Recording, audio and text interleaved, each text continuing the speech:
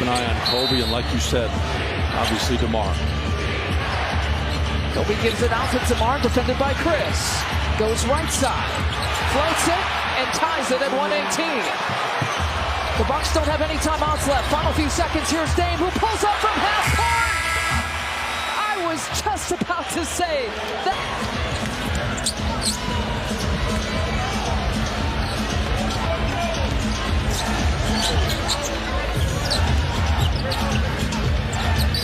90 seconds to play in overtime between the Bucks and the Bulls. Vucevic trying to tap it away. 9 seconds left as the Bucks will take it out from the sideline. Each team gets a couple of timeouts, and the Bucks still have their 2 overtime timeouts left that they need to use them. The Bulls have 1 timeout left. Chris inbounds to Giannis. 5 now to shoot. Dame cuts inside. Dame! A Dame dunk! He was just saving the best for last. Look at him going up, dunking that, making it look easy. Great action on that. DeMar DeRozan back the other way. 128 to 123. Chicago just does not go away. I mean, as if we didn't know that after watching the November 30th game and seeing what Caruso did, but this game is no different. And Craig is fouled out. That is 6 on Torrey Craig. And the Bucks have only missed 1 shot. 4 of 5 from the field. And the Bulls have gone cold, 1 of 9. Yeah, and I do think the 1 for 9 is really what's telling, because obviously Milwaukee, I think the offense, that's not getting that one to go. When you've got a Dame and a Giannis out there, you are going to put so much pressure on defenses. You're going to score the ball. So that 1 for 9 is very telling, especially since this is a team in Chicago that had on their own the last overtime these 2 teams matched up, went on an 8-0 run and won 14-7 in that period. The Bulls have won 4 straight coming into tonight. That win streak began against the Bulls on November 30th. The Bucks looking to push back against their rival here tonight. 129 to 123. Less than 60 seconds now left to play. 10 now to shoot. Coby White, right side. Brook! Looking to wrap it up. 3 blocks for the big fella. And I think Coby White thought he did as good a job as he possibly could. He almost let Brook catch him so he could use his shoulder and not get blocked. And look at Brook just stay with it, go up. Man, he's good at that. Now they got to break up. Giannis and Vooch, who are exchanging some words. That moment didn't last long.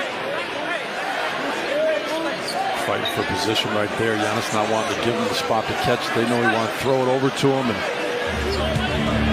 just not trying to let him.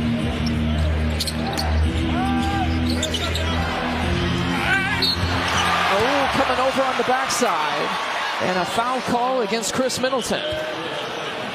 This is why that free throw shooting matters. We've seen it matter for Milwaukee in clutch situations. Giannis knocking them down, Dame knocking them down, and now Chicago realizing, look, 43 seconds, down by 6 is a lot, but you stop that clock, you make some free throws, you make your way back. But Chris going trying to go straight up, and it looked like Brook got a piece. That arm just couldn't stay vertical enough in the officials' eyes. So Chris has 4 personals. But it helps the Bulls out, stops the clock. No free throws for DeMar DeRozan, who's approaching his first 40-point game of the season.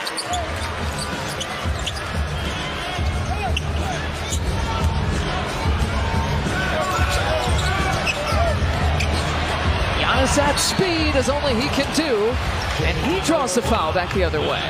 There's another one of those early screens that you see with Dame a lot of times because it allows him to shoot that pull-up 3 or attack.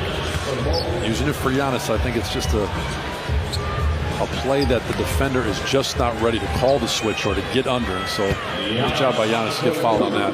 Some of these Giannis defenders are dropping their fouls like crazy. Torrey Craig is already fouled out. Vucevic, that's his 5th. Patrick Williams has 4 personal fouls.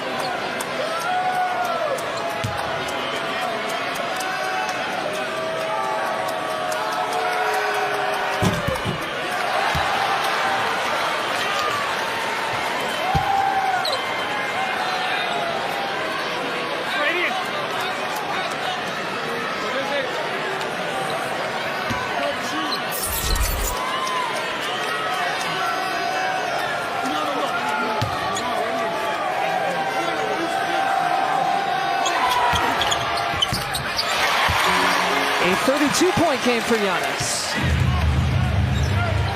130 to 125. Bucks and Bulls in another overtime session this year. Patrick Williams off the glass. Again, Patrick Williams finds himself in the right spot. It seems like the Milwaukee defenders are doing a great job on the ball, but he's got a lot of guys that could. And a reach-in foul against the Bulls. Well, that's interesting because that call came from all the way down on the baseline, not the referee right in front of him. That's interesting. That's why they got 3 officials, Steve. That's right. All the angles. Doing a good job protecting it, and that's the right call. He's got his left hand wrapped all over him, fouled him with the right. It's that baseline angle. You can see that clearly. DeRozan's 5th.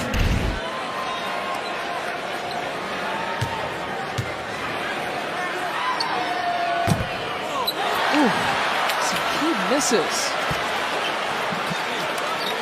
And that is why you take the kind of chances that DeMar is taking right there. You realize, one, if you get lucky and you don't get the whistle, then you can maybe get a turnover going the other way. But if you do, it puts pressure on Milwaukee to knock these down. That's a big one right there. Makes it a 4-point lead. And DeRozan not wasting any time. They're going to let him go and take the 2-pointer. Give that up. Now it's a 2-point game. Back towards the free throw line. Gives you a safety reserve, but you know who you want to get it to. That's the man right there, and he'll hang on to it as that double team comes. So just a couple seconds tick off. 10.2 left. You can see Billy Donovan kind of chirping to the referee saying, we weren't trying to foul, even though obviously you know that they had to very quickly. It's the 3rd on Coby White.